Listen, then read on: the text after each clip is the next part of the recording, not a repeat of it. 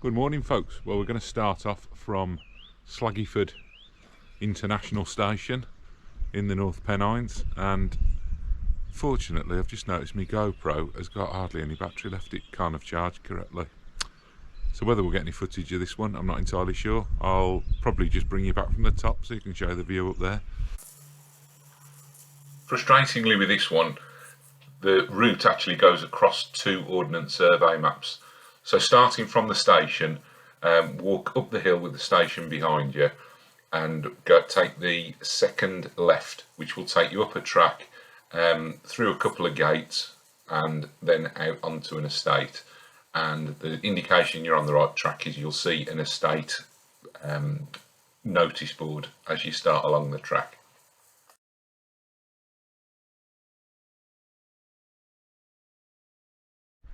So I can actually hear, I don't know if they're frogs or toads, croaking away here. Have a look at this.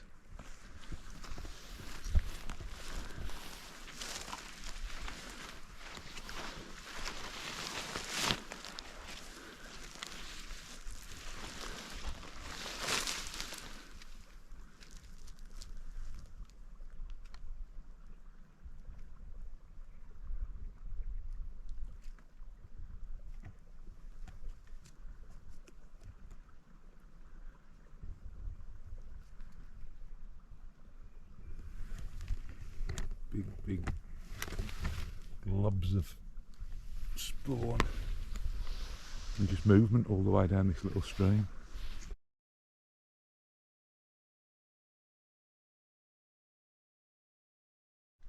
So from here on the way up, I followed that track there, just keep following it and follow it and follow it, just pretty much in a straight line, and eventually it'll deteriorate into quite a rough track, and it bears to the left going up the hill past the grouse butts.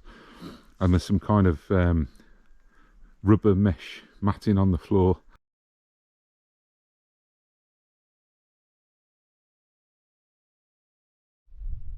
So here we are, we made it at the top. Grey nag. I've seen one other person all the way up. It's been quite a long walk, to be fair. A gamekeeper who'd come up to drag his mate out of a bog. It was on another quad bike. Boosh in the bag. So it's been quite a steady walk up. Started at Slaggyford, came up along an estate track, basically used for shooting and that. That goes along as a gravel track for quite a long way. Then it deteriorates into just a bit of a quad bike track following along the row of some grouse butts, and then it's just the last, I don't know, maybe 400 or 500 yards that you work your way up through the heather. But it's not deep heather, there is a little bit of a footpath size path, and you follow a wall along. Quite an unusual landscape. The last little bit, there's, like on the floor here, there's probably about a 300 or 400 yard stretch with tons and tons of this rock. So I can't imagine it's been brought here. It just must be naturally uncovered. But it's very, it's a little bit overcast, which is a shame. And the landscape isn't, it doesn't have many features really. It's just the rolling hills of the Northern Pennines, but stunning all the same. There is a village in the distance, which is going to be, I'll have to get my compass out and work out what that is. Could well be Alston, but no, I've enjoyed it. Thankfully the mist has stayed away just enough. So I'm going to make myself a decent break now, get my sandwiches out, have them, and then with the last little bit of battery I've got left, on the way down I'll show you the route. I might go a slightly different route on the way down there. I'm going to get the map out as well and have a look. So it may be that this one comes with a little bit of a narrative, some photographs and a bit of map time at the end. I do apologise, but for whatever reason the GoPro didn't charge overnight, so I'm out on a limb a bit with it. So just looking over the wall from the Trig, don't know whether this is just for the purposes of sorting sheep out or whether it was a homestead or something. It's probably just for sorting sheep, but it'd make a good little pitch there for wild camp, shelter from the wind. You wouldn't have much of a view, granted, but if it was blowing a hoolie, it'd be out the wind. I think I might have timed this one just about right.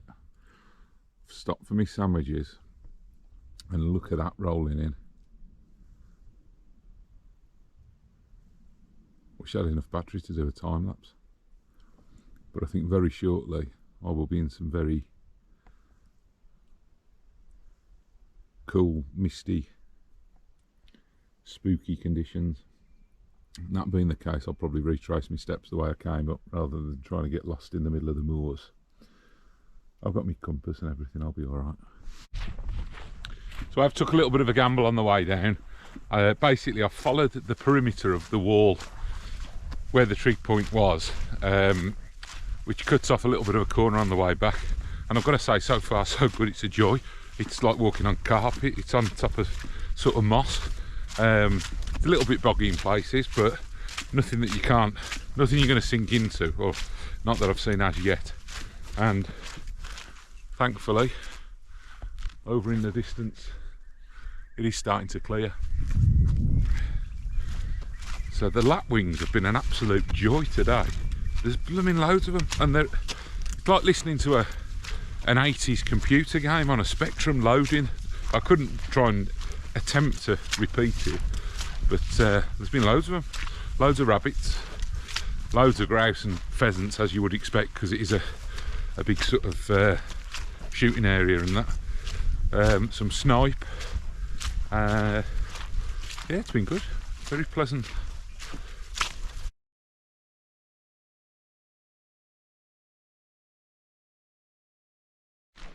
So this is the last one of the grouse butts on the row walking down the hill. Poshest grouse butts I've ever seen. Looks like an ideal little wild camping location to me. Even got a ridge line up already to put your tarp over. But yeah, so they stretch away all the way. About a dozen of them coming down the hill. And then I'm assuming that this is a hunting lodge at the bottom. Quite a nice sort of patio area out the back. And I would imagine they've finished the day off with a pheasant sandwich and a bottle of wine. This is the patio of the hunting lodge. Splendid views. Great big barbecue, some benches. Beautiful view up and down the valley.